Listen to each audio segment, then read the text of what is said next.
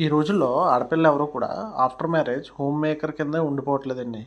తనంటూ ఏదో financial support ఇద్దామని తన ఫ్యామిలీకి ఉద్దేశంతో సెకండరీ కింద వర్క్ చేస్తున్నారు. సెకండరీ అని ఎందుకన్నానంటే ఇంట్లో పని వాళ్ళకి ప్రైమరీ కదండి. అయితే వాళ్ళ హస్బెండ్ సపోర్ట్ లేకుండా వాళ్ళు కూడా చేయరనుకోండి. బట్ ఎంత చేసినా వాళ్ళకి ఇంట్లో పని మాత్రం కామన్ తప్పదు. కాకపోతే వాళ్ళకి ఆ పని మీద ప్రమోషన్స్, శాలరీస్ ఉండవు.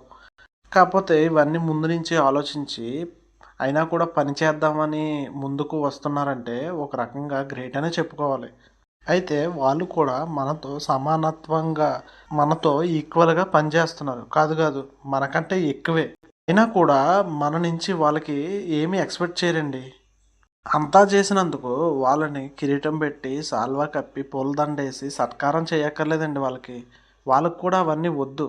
ఒక అండర్‌స్టాండింగ్ చేసుకుంటే చాలండి. మన నుంచి ఆశించేది అదే వాళ్ళు. వాళ్ళకదే విలువైన బహుమతి. అయితే మన ఇంట్లోకి తినడానికి నెల రోజులకు ముందుగానే సామానం తెచ్చుకోవడం మనకెలా తెలుసో, తెచ్చిన వాటితో వండి ప్రేమగా ఎలా పెట్టాలో వాళ్ళకి మాత్రమే తెలుసు. అందుకే వాళ్ళకి అండర్‌స్టాండింగ్ చేసుకుంటే చాలండి. ఈ వీడియో అలా చూస్తూ వెళ్ళిపోకండే. మీ లైఫ్‌లో కూడా అప్లై చేయండి. Thank you. జై హింద్.